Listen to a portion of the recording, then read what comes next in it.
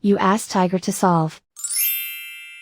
This deals with linear equations with one unknown. The final result is u equals -8. Let's solve it step by step. Simplify the expression. Expand the parentheses. Simplify the arithmetic. Combine like terms. Group all constants on the right side of the equation.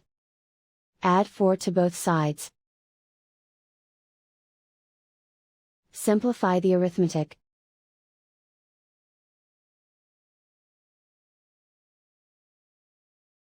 Isolate the u. Divide both sides by 4. Simplify the fraction.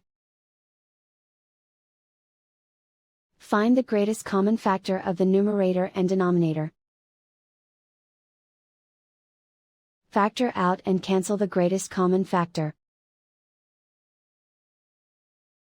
And so the final result is u equals -8.